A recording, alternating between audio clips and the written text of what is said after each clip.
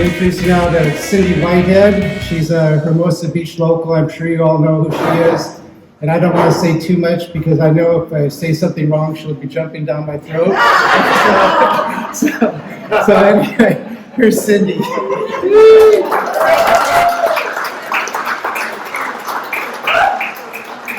Thank you so much. Mark's kidding, by the way. I would never do that. Thank you for the nice introduction. I am stoked that all of you are here back at the Hermosa Beach Historical Society and Museum. I'm glad to be here. I'd like to start with a short video that my friend Glenn Sakamoto from Liquid Salt Magazine, who lives and works here in the South Bay, did about me and Hermosa Beach. That kind of just gives you an overview of where I come from and what I've done here in Hermosa. Wait, where's my thing? Okay.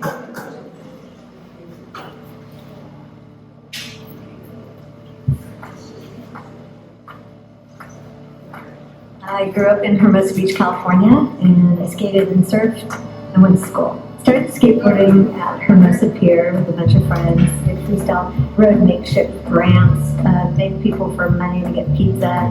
Just had a great time. I like vert skating because it's like nothing else. It's a rush.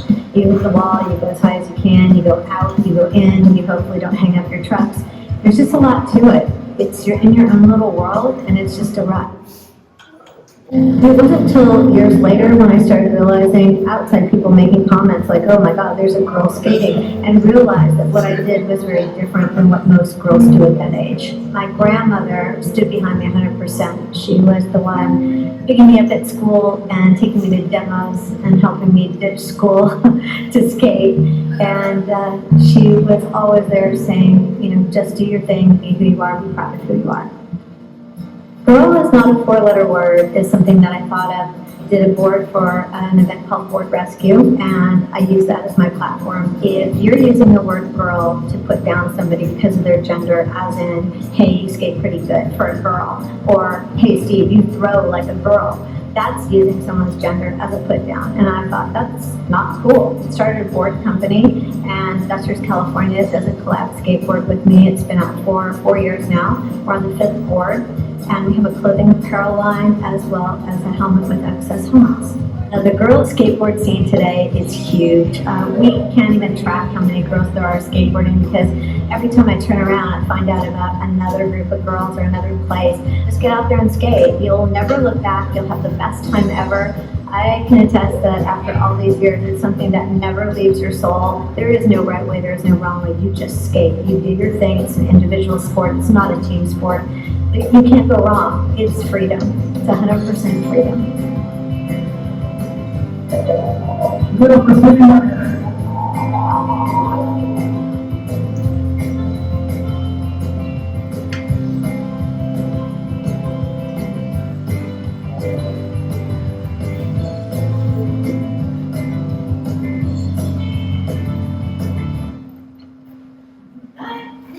So that was by Glenn Sakamoto. Thank you. Glenn has profiled Morgan, who's a surfer who's also spoken here at the museum, surfed like 6 years straight. He's done a lot of cool films. If you go to his website, Liquid Salt, you can see them there. They're really interesting films about the South Bay.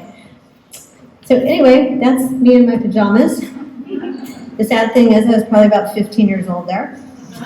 And as you know, I grew up in Hermosa Beach my entire life, and I grew up skating the streets of the city back when it was just a small beach town that most people hadn't heard of yet. And I firmly believe that without the support of this town and the awesome people who live here back then and now, that skateboarding would not have thrived like it did, and it still does. I'm really excited to share Hermosa skateboard history with you tonight. Before I was even born, skateboarding started in the 50s, and it was a way for surfers in California to be able to mimic the feeling of surfing on days when the waves were flat.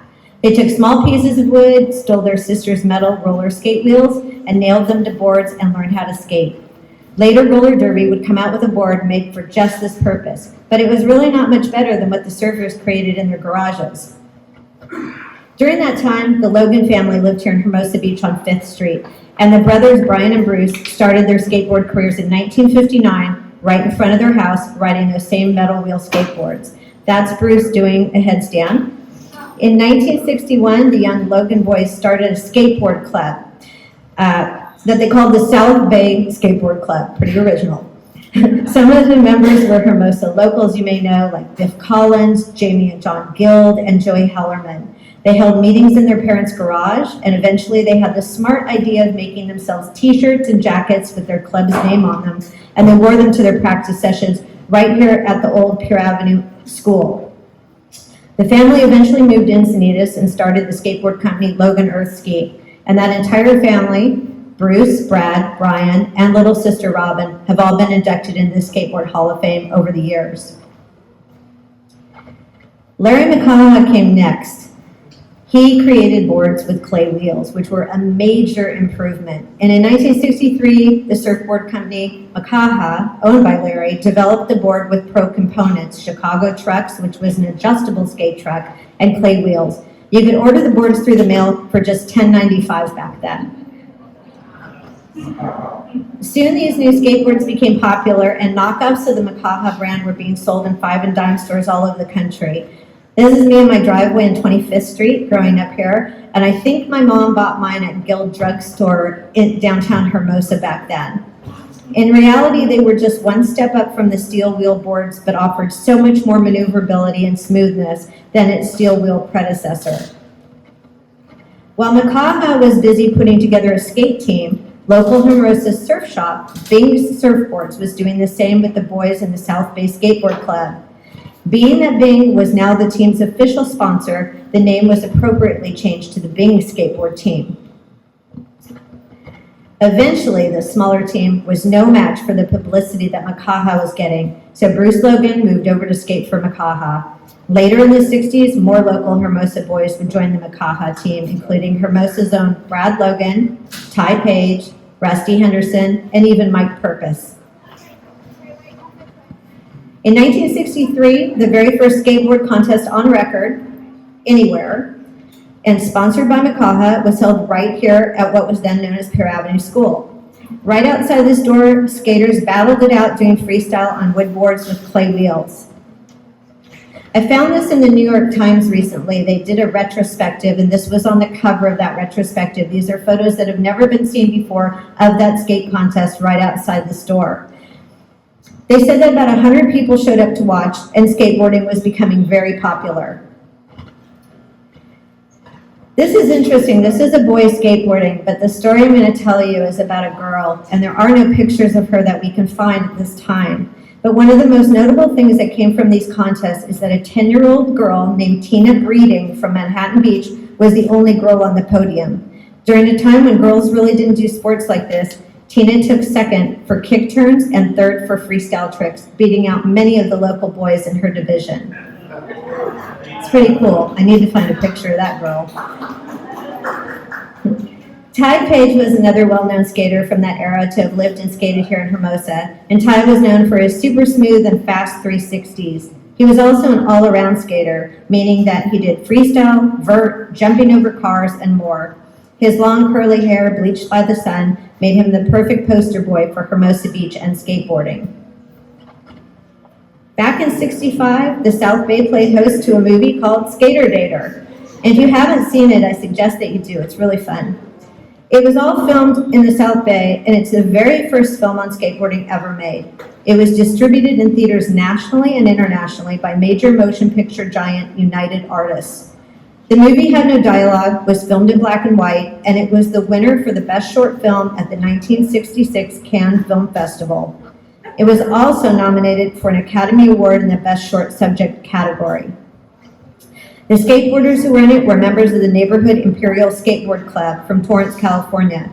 Gary Hill, Greg Carroll, Mike Mell, Bill Caig, Gary Jennings, Bruce McCaig, and Rick Anderson. Melissa Mallory played the girl of interest. Most of the action shots were taken in Torrance, Redondo, and Palos Verdes Estates. And the final shot was Averill Park in San Pedro. In 1972, Frank Nasworthy launched Cadillac wheels, and skateboarding changed forever. These wheels were made of urethane, and they rolled over just about anything, and were most of all super quiet. The streets and alleys of Hermosa were once again going back to normal, as far as the noise was concerned. Another one of the South Bay locals during the early 70s was Laura Thornhill, who lived in nearby Torrance. Her graceful style and sunny California look made her a favorite of photographers shooting for skateboard publications. Laura was inducted in the Skateboarding Hall of Fame in 2013. In the early 70s, Ty Page left the Mcconnell skateboard team and started skating for Hermosa's Unity Skate Shop. They made him his own model board called the Ty Stick.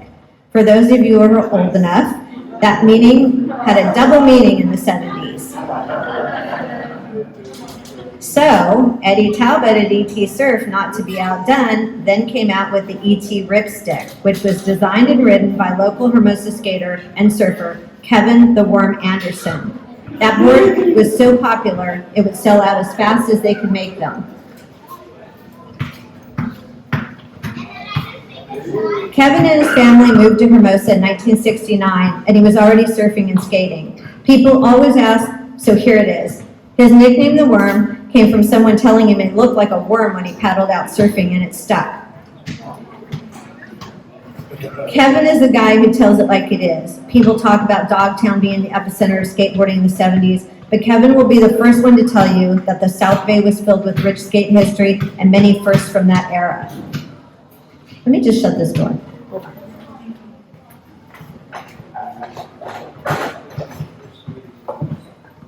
They're gone. I wasn't sure if that was disturbing. Kevin skated the funnel, also known as the Vermont Drop, daily, and he was so brazen that rumor has it he even put his own lock on the gate so he didn't have to keep jumping the fence each day. He was also known to skate the 12-foot drain pipe in Alondra Park, and he definitely made the most of the South Bay by finding locations to skate. But I think the mother lode for Kevin was when they tore down all the houses near LAX to clear the flight path. There were tons of pools at those homes just waiting to be bailed and skated, and they were just minutes from his home. I remember Kevin being so tied in that he had a pilot friend who'd fly from Torrance Airport and scout empty pools for him. This is one of the pools that Kevin took me to and skated in Palos Verdes, and I remember that day running from the cops because the neighbors called and said we were trespassing. So that time I think we got caught and got a lecture. Kevin was always a great resource for skate spots and an awesome friend, and you can still find him on weekends at ET Surf, sharing stories, giving skate advice, and helping people choose just the right board and components. Kevin is definitely one of the most aggressive and dominant skaters of the 70s. Kevin was inducted into the Skateboarding Hall of Fame in 2019. In the mid-70s, another group of skateboarders emerged, a group that hung out at the Hermosa Pier skating freestyle. I love jumping guys and seeing if they trust me not to land on them. Sometimes they didn't have a choice because I just made them do it. So this is my friend Michelle Kohler, who grew up here. Yeah, Michelle's a badass. We lived on Perry's Pizza and hung out at the pier, skating from sunrise to sunset on the hot summer days when the waves were flat. Her brother Mike used to create things to jump, and we stayed out all day skating. In the evening, we'd all catch a surf or skate movie at the old Bijou Theater if one was playing. We were the new generation, raised primarily on the new urethane wheels that had launched in the 70s. We flocked to stores like ET Surf and Dewey Weber to snatch them up, and quickly realized that clay wheels hitting a small pebble and throwing you off were now a distant memory. And that's Michelle flying down the street in Hermosa by her house. With this newfound freedom and urethane wheels, we'd create makeshift ramps from plywood that we borrowed from nearby construction sites. A pack of us lived within blocks of each other. Myself, Steve Rocco and his brothers, Pat and Saul, Kevin Anderson, Fred Blood on roller skates, Paul Hoffman and the Kohler twins, Mike and Michelle rounded out the small crew. Later, more friends were encouraged to join because it was always more fun skating with a group. Howard Hood, Lonnie Hiramoto, Cosmo, Bongo, Duke Rennie on roller skates, his brother Chris, and Deanna Calkins, just to name a few. Michelle and I, along with quite a few of the boys, got our first non-skate shop sponsor here in Hermosa. We skated for a place called Juicy Lucy. It was a shaved ice place located on the Strand, and all we have to do is just skate around with the juicy-loosey, brightly colored t-shirts and hand out samples. We were actually quite good at this job, as we gave about 90% of the samples to our non-sponsored skater friends. So we were able to do about 4 hours of work in less than 10 minutes, and then we were able to skate where we wanted the rest of the time. So it really wasn't a bad deal. All of us Hermosa kids watched out for one another. Everyone pitched in so we could eat without having to go home for food. The boys would encourage Michelle and I to tell sad stories about losing our bus money and ask tourists for spare change to help us get home to Lawndale or Torrance. We'd all share the money and get pizza for lunch, and the next day we'd be back at Hermosa Pier doing it all again. We were like a band of young skate urchins, but of course with families and homes right up the street. We all have a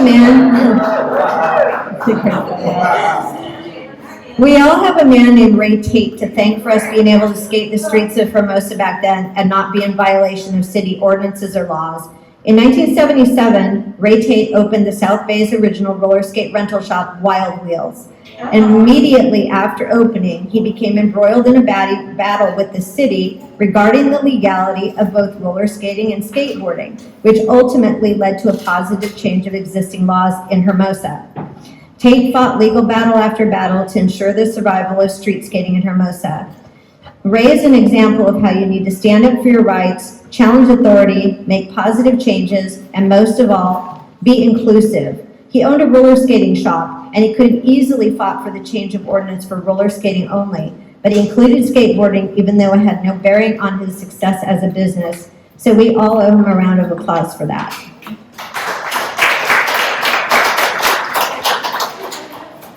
In 1977, the hardcore local skaters decided to create an un-Pepsi ramp, perhaps in response to the plexiglass ramp that the Pepsi team traveled with and skated on for demos. Hermosa was core and street. The kids were punk before punk existed, so they created a crude makeshift ramp built against the wall on an empty lot next to Wild Wheels and skated it every chance they got. Hermosa kids skated whatever they could and wherever they could. People were now seeking us out. Thank you. People were now seeking us out, and they'd come from inland to see what the beach kids were doing by the pier. And it was there that some of us met a young filmmaker named Douglas Noble, who decided he wanted me to learn to skate vert, and found a wonderful skater girl named Kathy Beaumeisler to teach me over at Skateboard World in Torrance. The film never happened, but the vert lesson stuck, and Skateboard World soon became my home away from home. Some of us started spending less time at the pier. This is Fred Blood and myself. As a whole new world had opened up for us. Snake runs and a long, smooth half pipe with vert were waiting to be conquered, and most of us had secured local sponsorships from shops like E.T., Weber, and Rick Surfboards, so we could usually skate for free. The Schilling family who owned and ran the skate park took care of us skaters like their own kids. They put us on their demo team, they fed us, they let us play video games on site. We skated all day and all night, and there were very few rules. Not many parents actually came into the skate park, so we were left to fend for ourselves, sort out our differences, and take chances. If we fell and got hurt, so be it. It was another lesson we learned by ourselves, but this time it was how gravity worked. Howard Hood was another skater who hung out in Hermosa a lot but transitioned to the skate park. He lived in Carson, but he was skating for Tuzo and Kip Jurger, who owned Canoa Surf in Manhattan Beach. So he'd hang out doing freestyle with us at the Hermosa Pier, and later was ruling the concrete pools. My skate brother, Lonnie Hiramoto, who's here tonight. Lonnie, raise your hand, please. He was also a big part of the South Bay crew. We were all on the Canoa team and wore the helmets you see in these photos. Lonnie was and is known for his fast, fluid style and pure commitment when doing tricks on vert. He's also one of the nicest boys in skateboarding. My original Canoa helmet that's in this photo is on display here in the museum today. Both Lonnie and I now have helmets made by local South Bay company S1 helmets that fit today's safety standards, but look just like those original fiberglass helmets we wore back in the day. So the local history lives on here in the South Bay with Kip Jurger's full blessing. Steve Rocco was moving up too. He is becoming well known in the freestyle world of skateboarding, appearing in ads for his sponsors and battling it out with Rodney Mullen, a Florida transplant, and also local boy Paul Hoffman. They were all competing in top freestyle contests, and all three of them spent time by the Hermosa Pier creating tricks that defied gravity. Michelle started winning national freestyle contests and appearing in newspapers and magazines, and she was the girl to beat in those days at freestyle competitions, and we were still best friends doing everything together. I started competing in halfpipe and pool riding, and I had an article in Centerfold and Wide World of Skateboarding magazine where I spoke out about women in the sport and, of course, feminism. I was 15 and I knew what I wanted to say. At 16, I turned pro, and at 17, I started traveling across the country to skate other parks, compete, and live what I call this day the dream. That dream was made possible by a local Hermosa man named Ted Coombs. He created the very first skate tour for a female skateboarder, and I'm forever grateful to him. I spent 3 weeks on the road with local roller skater Duke Rennie, flying from state to state and skating at famous spots like Cherry Hill Skate Park in New Jersey, Apple Skate Park in Ohio, and numerous parks in Florida. There was no school, no parents, and a very iffy chaperone. Life was extremely good. Mike Smith. It was now the 80s, and young guns from Hermosa like Mike Smith were a few years behind us in age, and we of course thought this young kid was still a bit annoying at times. Years before this, I had made him get out of the Dewey Weber team van one day and left him on a street corner because he was driving us all crazy. But there was no denying he was now coming into his own and mastering moves that would later put him on the map for inventing a trick that is still prevalent today in skateboarding. It's called the Smith grind. Mike was also a bit crazy. He was known for doing acid drops into pools at contests, a gnarly maneuver that most skaters to this day won't even try. He skated for Madrid and had numerous pro models out over the years, all with colorful artwork depictive of the 80s culture. In 1982, Mike was on the cover of Thrasher magazine with an interview inside where he spoke about his Hermosa roots in skateboarding. During this time, a South Bay filmmaker and talk show host named Gerard Revelle, where are you, Gerard? There's Gerard right there, was doing things that helped the sport tremendously. He had a local cable talk show that I convinced him to let me be on, and I interviewed skaters like freestyle champion Michelle Kohler. I was all about the girls getting some love even back then. Gerard also started making VHS tapes of contest footage that he shot and edited. These were some of the very first videos you could buy of skateboarding back in the day, and they are an archive of our history during a time when a lot of it has been lost. It's also a reminder that it's not just the skateboarders inventing tricks and paving the way that keep it on the map. It's people like Gerard who keep that history alive for years to come. Photographers like Marcia, who was Mike and Michelle's mom, Kevin, Cody, and Spot. Hugh Holland, who's here with us tonight, was chronicling the 70s skateboard history as well.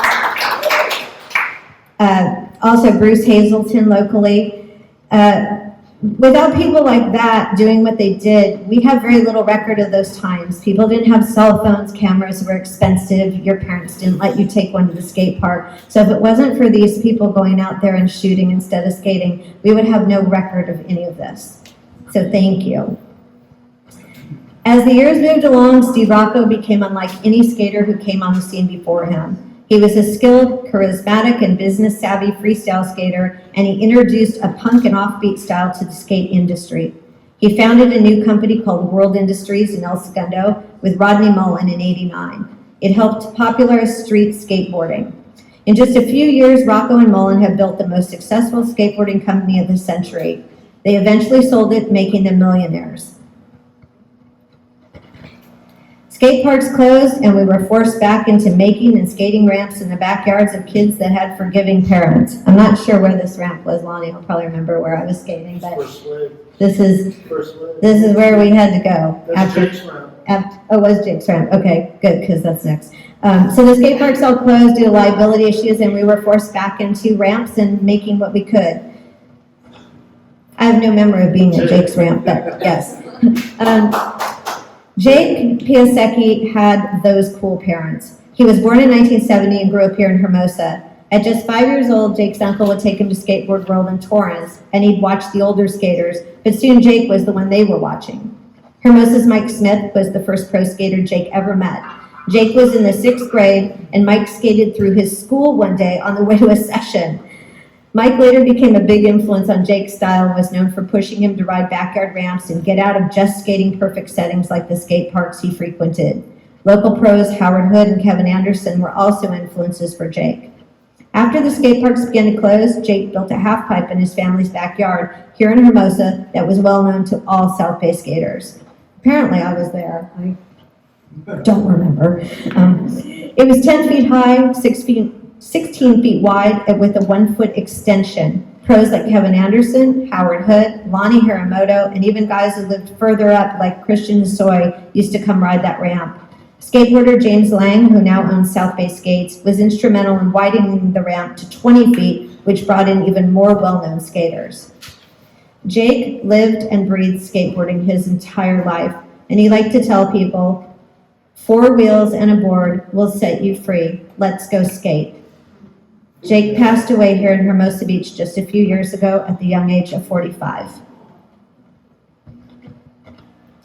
In the late 90s, things got crazy with street skating, and South Bay local Jason Acuna, known to most of you as Wee Man, was getting well known. In fact, it was Sal Rocco who gave Jason that name, and it stuck. By 2001, Jason was tapped to star in Johnny Knoxville's MTV show, Jackass. And Jason went on to do other TV shows and movies like Elf, and at one point he opened Chronic Tacos in Redondo Beach. He still skates and lives locally. In 2012, I came across some local kids in Hermosa who were just teenagers but had decided they had missed the 70s skate scene, but they were all about bringing it back to Hermosa.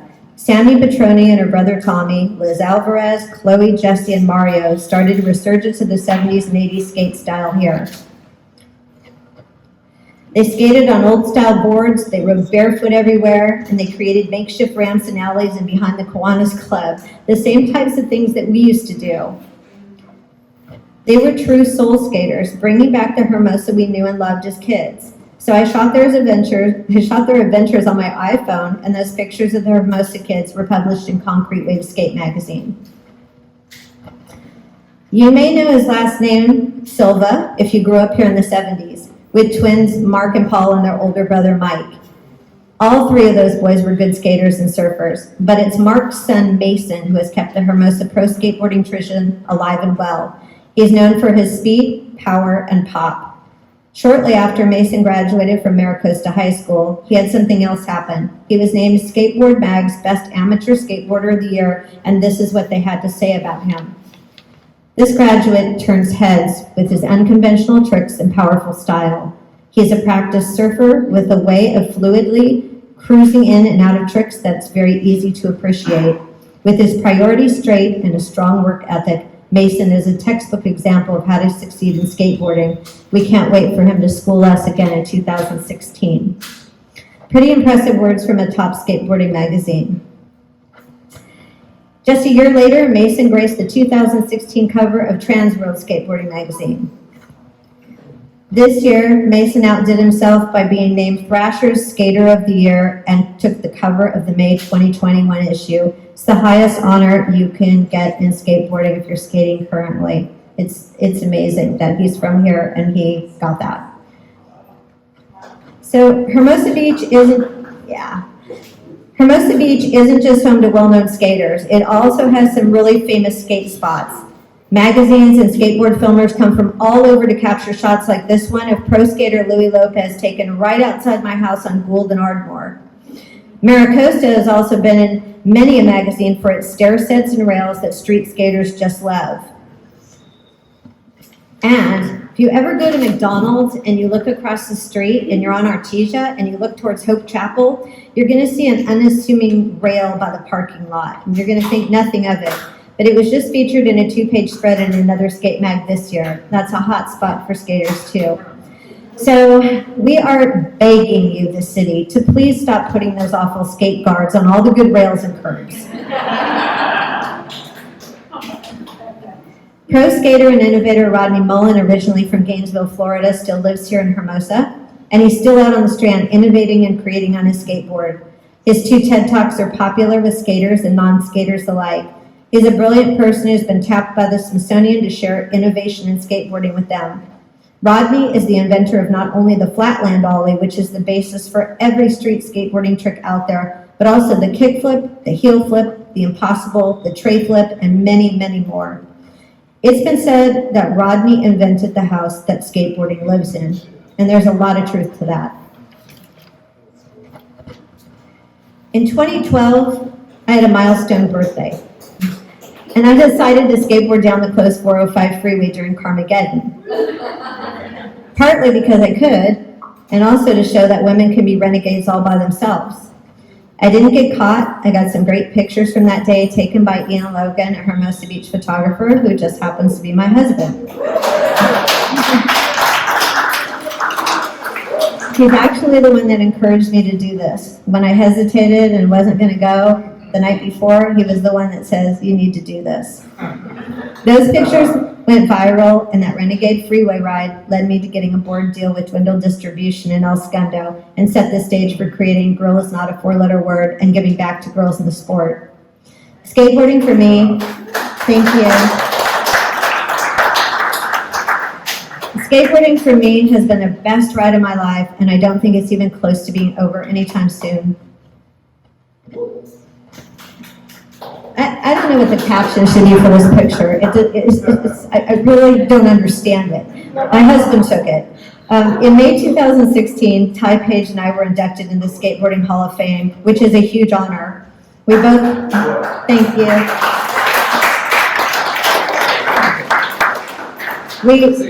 And that's Tony, Tony Alva's with us there, staring at Ty. I don't know what that's all about. We both got up and spoke about our Hermosa roots. I know we were both very proud to be from the small beach town and to represent it. Ty has since passed on, but his impact on skateboarding lives on. Nowadays, I still skate wherever I can, but I usually leave the pool and bull riding to the new generation of girls out there. That's that new mural, by the way. That's that new mural that just got put up in downtown that looks like a wave, and we went there one morning and shot it a couple weeks ago. It was really fun. So it's my job now to help support them by giving back financially to the sport through our Girl Is Not a 4-Letter Word skateboards, helmets, and apparel line, encouraging girls everywhere and shining a light on their accomplishments through our website. For me, one of the most important things I'm seeing now is the progression of female skaters coming up here in the South Bay. With stores like Spider Surf sponsoring some of them and Girls Not a 4-Letter Word promoting them, the Hermosa skate scene for girls is getting stronger and stronger. I'd love it if Quinny and Kala could come up and join me. They're 2 of the Hermosa skate girls that I just have the utmost respect for.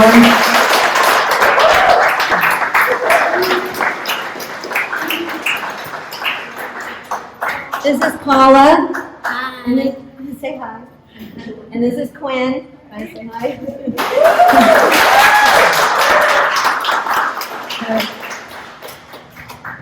This is our friend Hannah Tallman. She skates at the skate park here. Quite often this is elsewhere, but Hannah Tallman's a local girl. This next one is of Quinny, who's standing right here next to me. Quinny's bringing back the South Bay DIY with her own ramp. Brielle couldn't be with us tonight, but Brielle lives here as well. And this is a picture of Brielle. This is Kala, who's standing right here. They're all little badasses. This is Cara Williams, who's now off to college. And this is Vianez, who previously lived in the South Bay and is now in San Diego temporarily, but we're welcoming her back with open arms soon, I hope. And there are plenty of other skaters here, like Sisters Tegan and London, Mesa, and so many more are taking social media by storm. These girls tear up the Hermosa skate park often and rule at contests all over California. In fact, years ago, Quinny doesn't probably remember this, but she did her very first Smith grind right here at Hermosa Skate Park, and I know Mike Smith would be so proud of that. It's really important that we root for the younger generation of skateboarders locally, male and female. Even though skateboarding is now in the Olympics, the girls in it are still underground in terms of support and coverage. So if you see one of them skating our local skate parks or in the street, give them a shout out. Skateboarding has been part of Hermosa for decades, and we'd love for these girls to be in the Hall of Fame inductees someday soon, or perhaps standing on the podium at the Olympics as well. The future of skateboarding in Hermosa looks bright and hopefully very much female. Thank you for coming, and if you haven't already, please make sure you see the 70s skateboarding exhibit behind me, curated by Dylan Lumbadero. Thank you so much.